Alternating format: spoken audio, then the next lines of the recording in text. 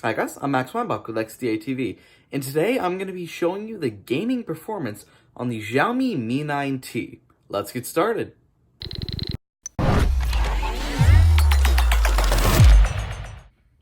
So here I've got the Xiaomi Mi 9T.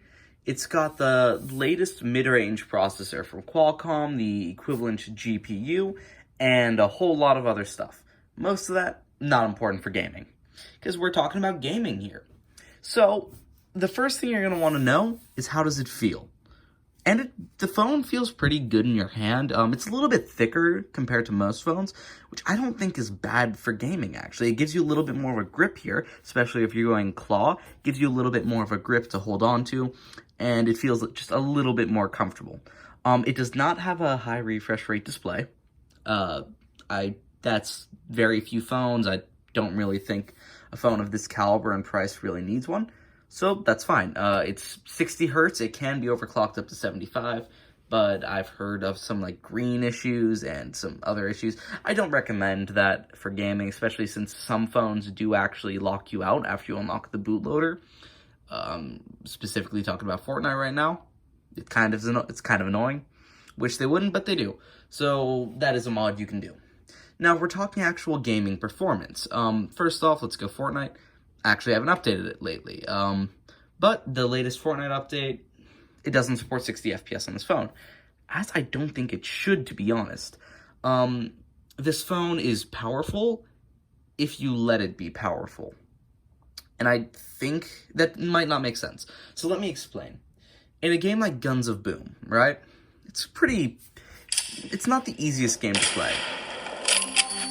Boom. It's not the easiest game for the phone to play. It is a little bit heavy. There's an update.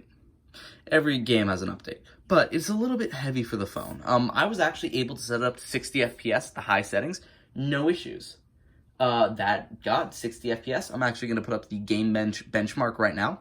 60 FPS with 98% frame stability.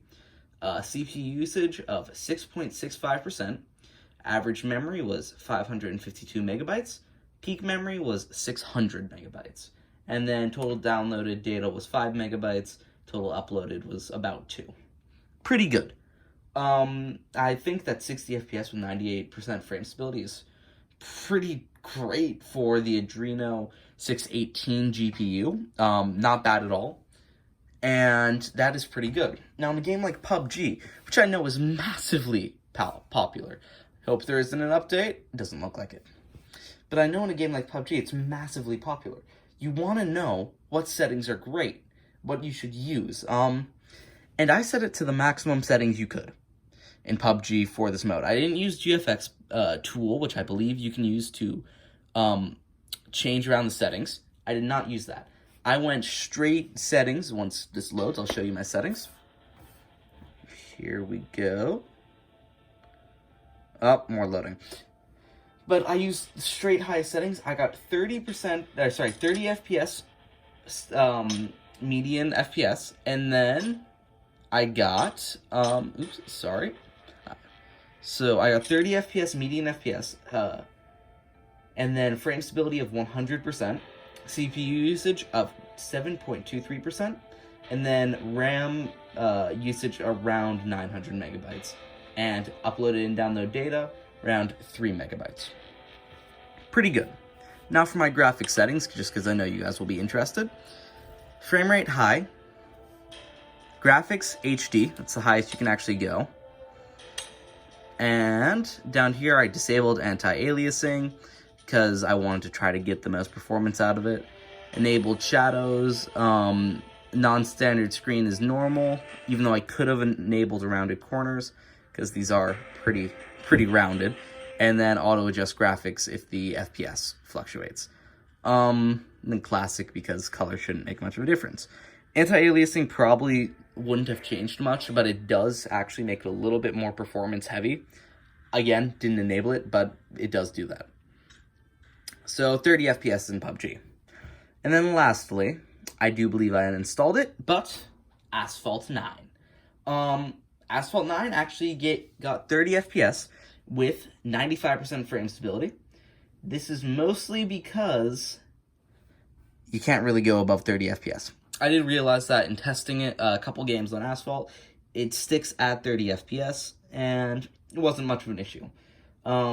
It ended up being 8% CPU usage, a little over 8.5%. Average RAM around a gigabyte. I would say around maybe a little under. And then barely any data uploaded or downloaded. Frame stability of 95%. Median FPS of 30%. Again, pretty good. Fortnite, can't run Game Bench on it, sadly. I apologize for that, but I just can't run it. That got 30 FPS all the time at, I believe it was high, or one on medium settings. There is no 60 FPS option in Fortnite, and modding it would create a lot of issues. But yeah, it did perform what I would call reasonably well for what it did. And as you can see here, this is Season X. In all these tests, I wouldn't say the phone got overly hot. It seemed to kind of keep the heat down a little bit. And again, it's pretty comfortable to hold because you get that nice, relatively thick body. Sometimes smaller phones aren't that comfortable for gaming, the thinner phones, but this is pretty good, and I do have to say I do like this. So thank you guys for watching. If you have any questions about the Mi 9T or any other games you might want me to test, let me know, and I can run some of those. But otherwise, have a great day.